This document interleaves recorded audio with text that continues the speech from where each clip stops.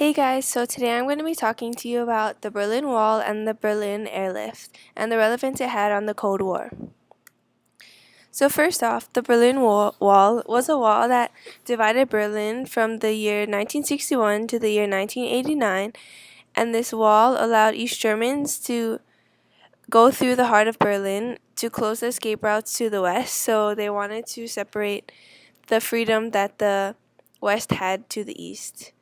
So this wall was constructed by the German Democratic Republic, or the GDR, and it was again to cut off land and to somewhat protect East Germany from West Germany and the interactions that they had.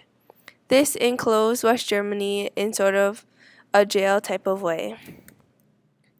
So as you can see in this cartoon on the upper left-hand corner, it shows the differences in purpose that the wall had for both the west and east territories of Germany. So on the west side, the wall was viewed as a border fence or like a jail cell to keep them out of East Germany. But then to East Germany, it was a way to keep them in, to keep the west from coming into their zone, so to speak.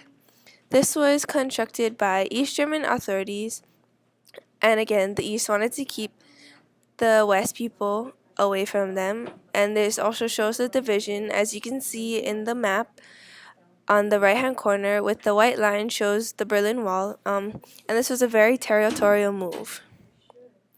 So my first primary resource is an interview from Thomas van Clova, who experienced firsthand the annexation and occupation of Lithuania by the USSR during and after World War I. So it goes like this. In 1961, it was absolutely clear to us that the Soviet ideology was false. To begin with, even the four parts of the country's name, the Union of Soviet Socialist Republics, were untrue. It was not a union, but a highly centralized empire. The Soviets, that is, workers' councils, played no role in its administration. It was far from socialist, but instead practiced as a brutal version of state capitalism, and the republics were just provinces of the empire at best. The state symbol of hammer and sickle was fallacious, since the real interests of industrial workers and peasants were hardly taken into account, and so on. Still, this was far from universally recognized by Western intellectuals who had not shared our experiences. The Berlin Wall, it turns out, was an exception. It was a truthful symbol and at the same time an indisputable physical fact, which testified the nature of the regime in no uncertain terms. I believe it changed the intellectual and moral climate of the West perceptibly. For us, it was one more confirmation of the status quo. So this was my first primary resource, an interview. The Berlin Wall definitely had effects and after effects. These included intellectual and moral climate changes, as intellectuals were changed in perspective, what was right and what was wrong. Also, the moral stability, as in people in the East began to be a little more morally corrupt as they blocked their own people from joining their side out of territorial purposes.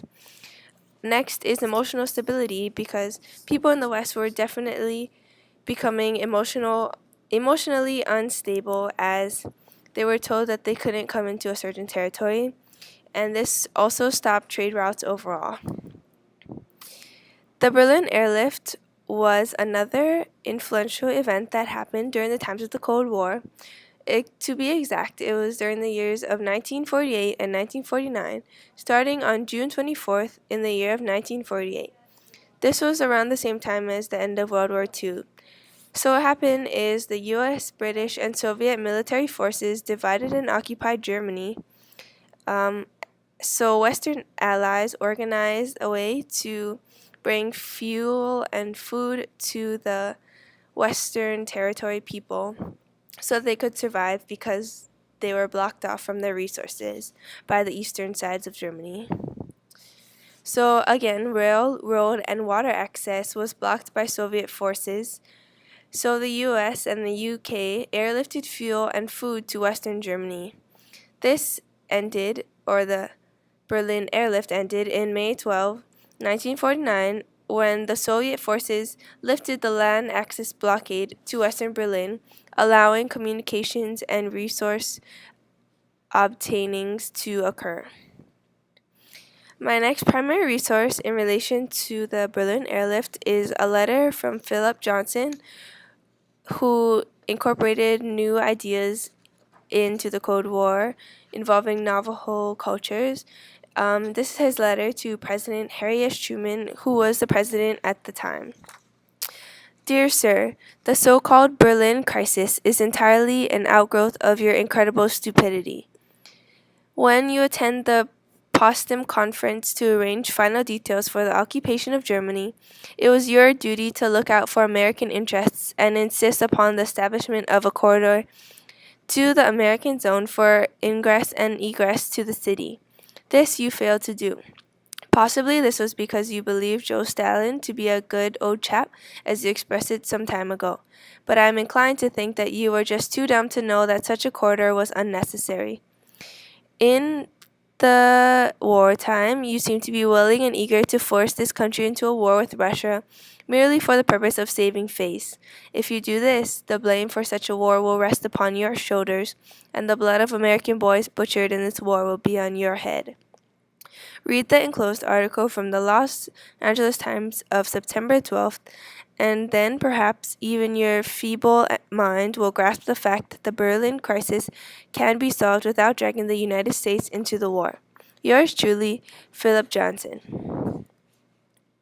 So the Berlin Wall definitely had relevance to the Cold War.